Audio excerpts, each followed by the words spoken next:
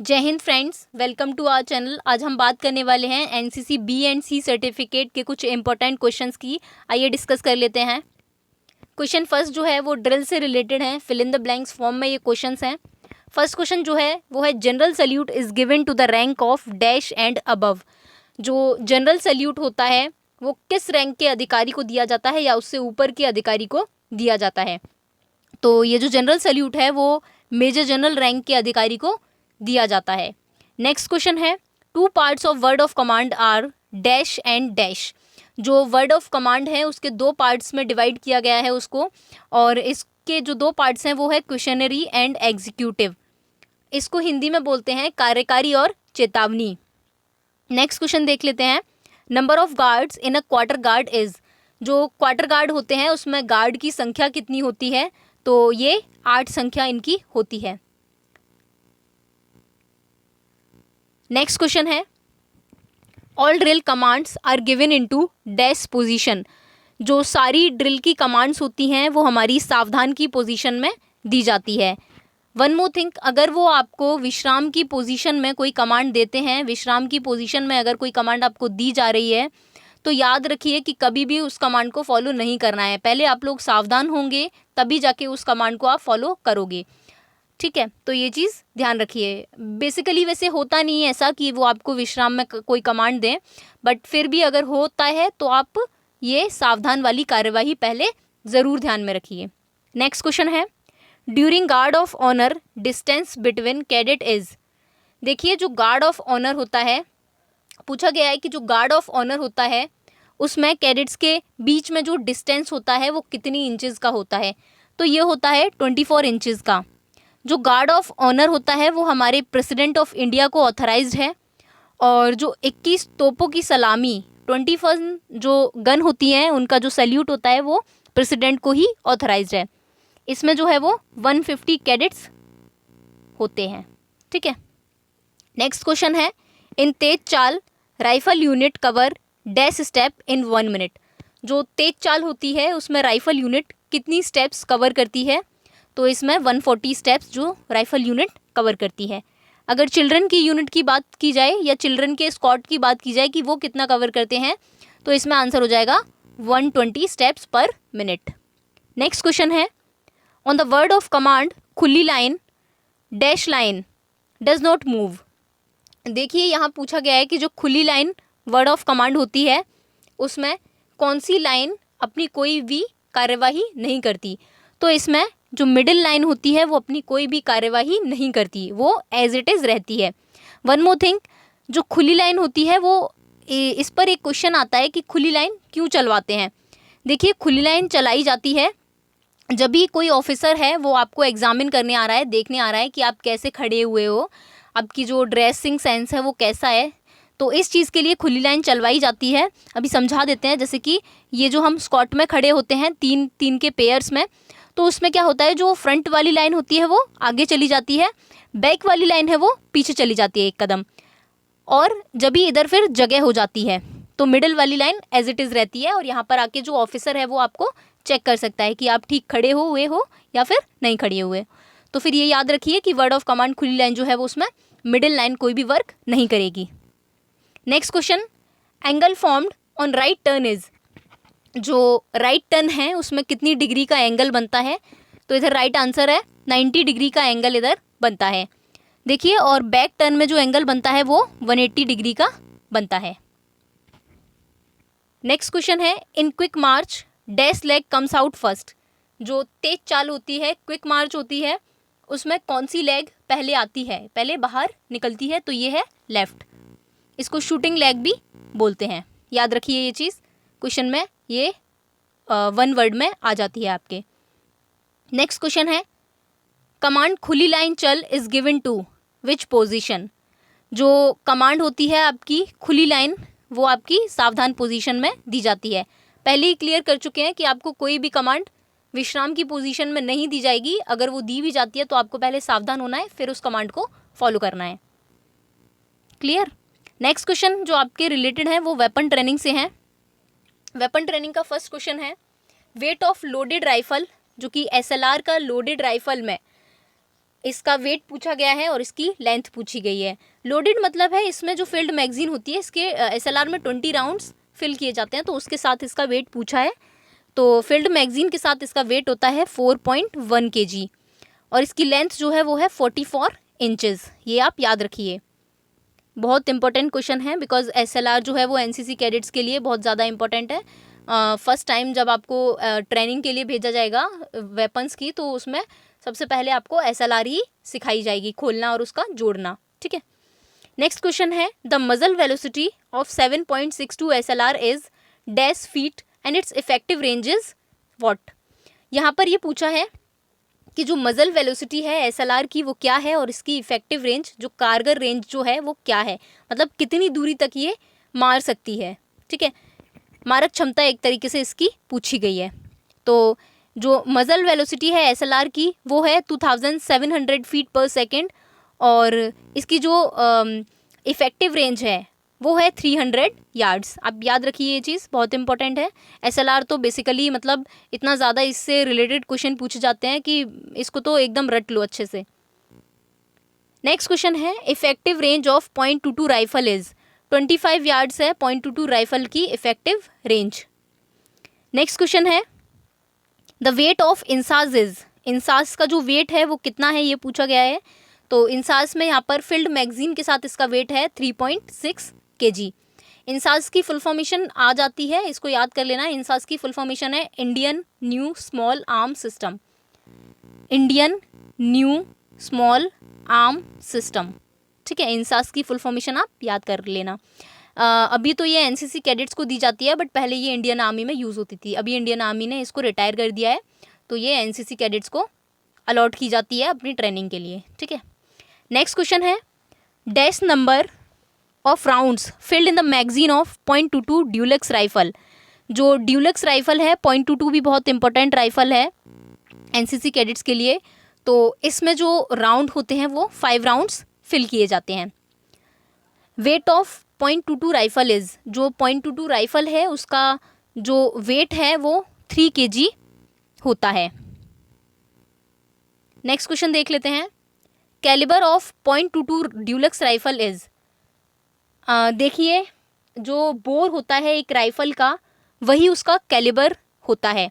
तो Dulux rifle जो .22 है उसका बोर है .22, तो इसमें जो .22 इसका बोर है वही इसका कैलिबर होगा .22। ओके, नेक्स्ट क्वेश्चन है magazine capacity of rifle .22 is dash rounds. जो राइफल है हमारी .22 उसमें जो मैगजीन कैपेसिटी है वो 20 होती है। ठीक है, नेक्स्ट क्वेश्चन है इंसास में जो होती है वो 5 राउंड्स होती है और एसएलआर में जो होती है वो 20 राउंड्स होती है। .22 में जो है वो 20 राउंड्स कैपेसिटी है उसकी मैगजीन की। नेक्स्ट क्वेश्चन है the function of extractor is a rifle to extract the. देखिए, जो एक्सट्रैक्टर होता है उसका वर्क पूछा गया है, तो हम बता देते हैं कि जब भी हम फायरिंग कर लेते हैं उसके बाद जो एम्प्टी केस रह जाता है, जो खाली खोखा जिसे बोलते हैं वो रह जाता है, उसको निकालना जो होता है वो एक्सट्रैक्टर का वर्क है। ठीक है, to remove the empty case. ठीक है, एम्प्टी केस को रिमूव करना जो वर्क है वो है एक्सट्रैक्टर का एक राइफल में।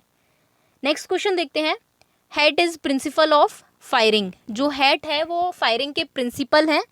हेड जो है स्टैंड करता है holding, aiming and correct trigger operation. ये हेड जो है इसको शॉर्ट फॉर्म में बोल देते हैं, अदरवाइज इसकी फुल फॉर्मेशन है holding, aiming and trigger operation. ये यहाँ पर इंसास का और .22 राइफल के हमने पिक्चर्स लगाई हुई हैं। आप इंसास और मैगजीन के ये पार्ट्स वगैरह देख लीजिए। इसमें इंसास में जो इसका कैलिबर है वो 5.6 है। ठीक है, यही इसका बोर भी होता है। ओके, नेक्स्ट क्वेश्चन है जो कि ट्रू और फॉल्स से रिलेटेड हैं, वेपन ट्रेनिंग से हैं ये भी क्वेश्चन हमारे। वेपन ट्रेनिंग का जो है बच्चे बहुत ज़्यादा कंफ्यूज हो जाते हैं कि किसका वेट कितना है, तो ये आप ट्रिक से याद कर लीजिए। ठीक है, क्वेश्चन है आपका first calibre of .22 deluxe rifle is 0.21। देखिए पहले ही बता चुके हैं, जो उसका बोर होता है वही उसका कैलिबर होगा। तो जब ड्यूलेक्स राइफल का जो बोर है वो 0.22 है, तो इसका हमारा जो कैलिबर है वो 0.21 कैसे होगा, तो ये फॉल्स हो जाएगा। इसका जो कैलिबर है वो भी 0.22 होगा। ओके, नेक्स्ट क्वेश्चन है, pull through is a item of rifle cleaning. बिल्कुल एक तरह से ऐसे जो है हमारी रस्सी टाइप का होता है, और इसमें यहाँ पर ऐसे इसको राइफल के अंदर डालकर इसको क्लीन किया जाता है राइफल के बोर को। ठीक है, तो ये ट्रू हो जाएगा। नेक्स्ट क्वेश्चन है, hold the rifle properly is the principle of shooting. जो राइफल को प्रॉपरली पकड़ना है, होल्डिंग, वो एक अच्छे फायरर का जो है सिद्धांत है। तो ये हमारा करेक्ट हो जाएगा आंसर। ओके, नेक्स्ट क्वेश्चन देखते हैं। यहाँ पर ये SLR की पिक्चर है। SLR हम लोगों ने निकाली हुई है और इसको मतलब खोलना जोड़ना हम लोगों ने सीख रखा है। पहले इसमें ये जो मैगज़ीन है आपको दिख रही है इधर, ये मैं दिखा देती हूँ, ये मैगज़ीन है, इसको निकालते हैं, फिर इसको कॉक करते हैं, देन इसको या इधर से ओपन करते हैं, ये खुल जाती है पूरी। फिर इसके अंदर से इसके केस निकाल देते हैं। फिर इधर जो आपको दिख रहा है ये छोटा सा, इसको बोलते हैं गैस प्लग। इसको ओपन करते हैं गैस प्लग को, देन इसमें एक स्प्रिंग होती है, उसको फिर एज इट इज़ लगा देते हैं। फिर इसमें इसके केस जो निकाले थे इधर से, इस जगह से केस निकलते हैं वो आप उसको लगा के बंद कर दोगे। फायर करने के बाद मैगज़ीन लगाओगे, फिर फायर करोगे, देन आप उधर रख देते हो। ये आपके प्रैक्टिकल के टाइम पर आपको पूछा जाएगा। पहले तो आपको शायद अगर आपका कैंप गया होगा तो उस टाइम पर आपको पहले ये खोलकर ही दिखाई गई होगी, तो वैसे भी आपको याद रहेगा। तो ये इतना ज़्यादा हार्ड कुछ नहीं होता। तो ये आप देख लीजिए, 0.22 राइफल के सारे कैरेक्टरिस्टिक्स इधर दे रखे हैं। इसकी कैपेसिटी जो है वो 20 राउंड्स होती है, मैगज़ीन की, है ना। ये सारी चीज़ें आप देख लीजिए। नेक्स्ट क्वेश्चन है हमारा, effective range of SLR is 300 yards. बिल्कुल सही है, ये जो SLR की इफेक्टिव रेंज होती है वो 300 यार्ड्स होती है, तो ये ट्रू हो जाएगा। Is there 5 grooves in SLR।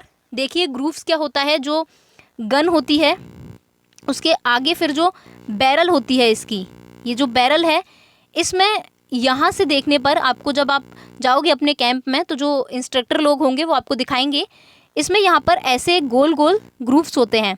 तो आप खुद भी गिन सकते हो SLR में, यहाँ पर ये फॉल्स हो जाएगा। SLR में 6 ग्रूव्स होते हैं, 5 ग्रूव्स नहीं होते। ठीक है, नेक्स्ट क्वेश्चन है, LMG स्टैंड फॉर।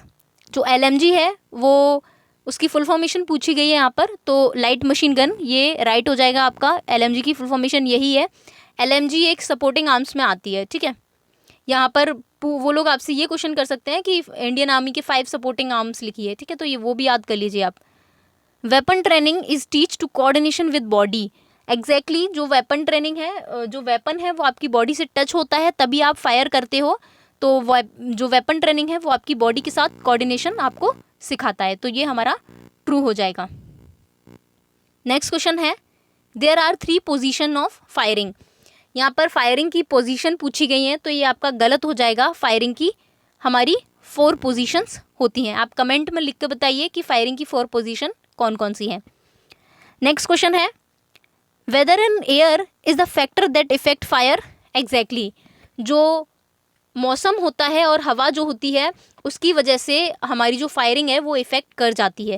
बिकॉज हवा की वजह से हमारी गन इधर उधर हिल जाएगी, तो जो एम है उसको हम नहीं डिफीट कर पाएंगे, उसको हम नई गोली उस पर एग्जैक्ट नहीं लगा पाएंगे। ठीक है, तो ये करेक्ट है कि वो ऐसे 2 फैक्टर हैं जो कि हमारे फायर को इफ़ेक्ट करती है, तो ये ट्रू हो जाएगा। नेक्स्ट क्वेश्चन है, but and but plate is the part of rifle. बिल्कुल, ये जो राइफल के पीछे जो एक मोटा पार्ट होता है ऐसे करके कुछ, तो इसको बोलते हैं बट, और यहाँ पर जो इसके बैक में प्लेट होती है इसको बोलते हैं बट प्लेट। तो ये राइफल के दोनों पार्ट हैं, ये भी याद रखिए आप। ठीक है, नेक्स्ट जो क्वेश्चन है कुछ इंपॉर्टेंट क्वेश्चन है, MCQ फॉर्म में देख लेते हैं। What is the main hindrance in the way of national integration. देखिए जो राष्ट्रीय एकता जो होती है उसको नेशनल इंटीग्रेशन बोलते हैं। इसमें सबसे ज़्यादा जो बाधा वाला जो एक फैक्टर है वो है हमारा इलिटरेसी। इलिटरेसी इसका राइट ऑप्शन हो जाएगा, बिकॉज एजुकेशन, सोशल वर्क्स वगैरह और पीपल ये ज़्यादा इफ़ेक्ट नहीं करते। एजुकेशन तो और सोशल वर्क तो बिल्कुल नहीं करता, बट जो इलिटरेसी है वो नेशनल इंटीग्रेशन को इफ़ेक्ट करता है। ठीक है, नेक्स्ट क्वेश्चन है आपका, how many commands is in Indian army. Previous video में हमने सारे कमांड्स करा रखी हैं, तो इधर इसका राइट ऑप्शन हो जाएगा ऑप्शन बी। 7 कमांड्स होती हैं इंडियन आर्मी में, northern command, southern command, eastern command, western command, central command and training command. एक और होती है जो कि है south west command. Northern command जो है वो हमारी ऊधमपुर जम्मू एंड कश्मीर में है, सदर्न कमांड जो है वो हमारी पुणे में है, ईस्टर्न कमांड जो है वो हमारी वेस्ट बंगाल के कोलकाता में है, वेस्टर्न कमांड जो है हमारी जयपुर में है एंड ट्रेनिंग कमांड जो है वो हमारी शिमला में है। जो सेंट्रल कमांड है हमारी वो है लखनऊ उत्तर प्रदेश में। ठीक है, नेक्स्ट क्वेश्चन है हमारा, national defence academy is located in. जो नेशनल डिफेंस एकेडमी है एनडीए, ये हमारी पुणे महाराष्ट्र में है, खड़गवासला में। ठीक है, पुणे महाराष्ट्र में नेशनल डिफेंस एकेडमी है। नेक्स्ट क्वेश्चन है, army education training college is located in. जो पंचमणी है मध्य प्रदेश में, उधर हमारा आर्मी एजुकेशन ट्रेनिंग कॉलेज है। ठीक है, पैरा ट्रूप्स या फिर पैरा कमांडो के लिए जो ट्रेनिंग का स्कूल है, ठीक है, वो किधर है? तो ये आगरा उत्तर प्रदेश में है, पैरा ट्रूप्स का जो ट्रेनिंग कमांड है। नेक्स्ट क्वेश्चन है, a infantry section has how many man. जो एक इन्फेंट्री बटालियन वाला सेक्शन होता है उसमें कितने मैन होते हैं? तो इसका राइट ऑप्शन हो जाएगा option A is the right answer. 8 इसमें मैन और सोल्जर्स होते हैं इन्फेंट्री सेक्शन में। जो एक नॉर्मल सेक्शन होता है उसमें 10 लोग होते हैं और इसको जो हेड करता है वो होता है हवलदार रैंक का एक ऑफिसर। ठीक है, नेक्स्ट क्वेश्चन है आपका, there are how many types of section formation. जो कि सेक्शन फॉर्मेशन होते हैं वो 6 टाइप्स के होते हैं। आपको पूछ लिया जाएगा कि सेक्शन फॉर्मेशन के आप नाम बताओ, तो नोट कर लीजिए आप लोग। सिंगल फॉर्मेशन होता है, फाइल फॉर्मेशन होता है, एरो हेड होता है, डायमंड होता है, स्पीयर हेड होता है और एक्सटेंडेड लाइन होता है। नेक्स्ट वीडियो में हम इसके ऊपर ज़रूर लेकर आएंगे कि जो सिंगल फॉर्मेशन होता है वो ऐसे वाली लाइन होती है, फाइल फॉर्मेशन में ऐसे लाइन होती है खड़ी हुई। ठीक है, जो एरो हेड होता है उसमें ऐसे एरो बनता है एक। ठीक है, डायमंड में डायमंड जैसी शेप में एक ऐसे कुछ होता है। ठीक है, एंड यहाँ पर जो स्पीयर हेड है ये ऐसे करके बनता है एरो टाइप में। ठीक है, जो एक्सटेंडेड लाइन है वो बिल्कुल एकदम सीधे बनती है। ठीक है, नेक्स्ट क्वेश्चन है, highest rank in NCC is. जो एनसीसी में हाईएस्ट रैंक होती है वो सीनियर विंग्स में होती है और सीनियर डिवीज़न में होती है, वो है एसयूओ, सीनियर अंडर ऑफिसर। और इसमें सबसे छोटी रैंक जो होती है वो कैडेट है, देन सीपीएल है, then SGT. Okay, that's all for today. Hope you would like my video, and please like, share and subscribe to our channel. Thank you so much.